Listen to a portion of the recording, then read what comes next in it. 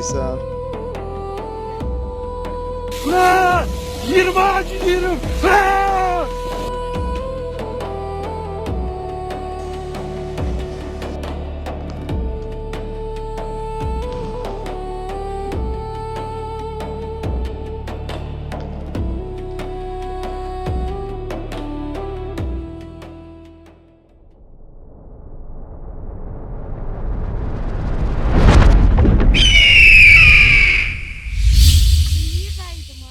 Evet. Merhaba arkadaşlar, kanalıma hoş geldiniz. Bugün çocuklarla beraber Abondance şehri demeyelim de küçük bir kasaba. Buraya geldik. Burada çocuklar için, hatta yetişkinler için de küçük bir pist var. Kayak pisti. Gördüğünüz gibi böyle bir sistem, halı var. Yürüyen halı. Oraya ücretini ödüyorsunuz. Onun karşılığında isteyen kayakla diğer tarafta, kızakla ya da kayaklarla bu taraftan kayabiliyorsunuz.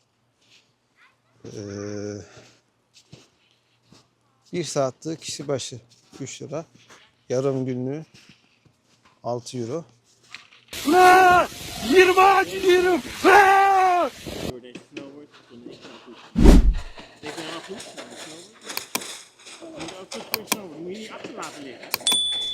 Ja? Nou, kom maar even op. We gaan lekker in de warme auto zitten. Ben, daar is het niet voor gemaakt. Nee.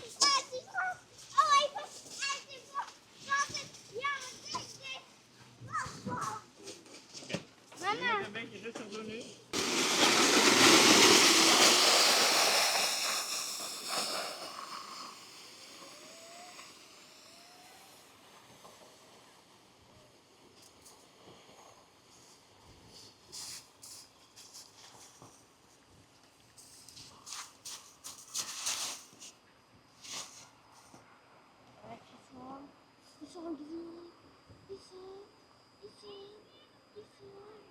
Ve park etti.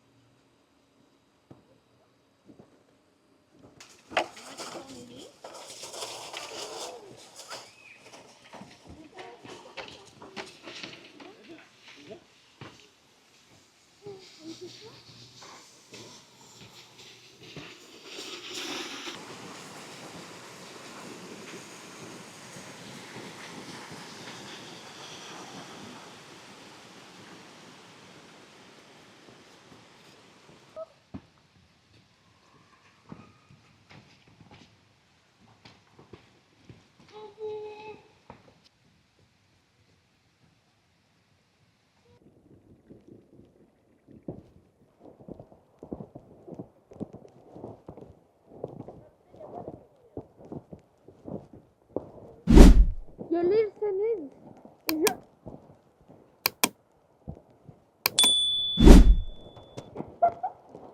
Hazır mısın İhsan? hazırım. O zaman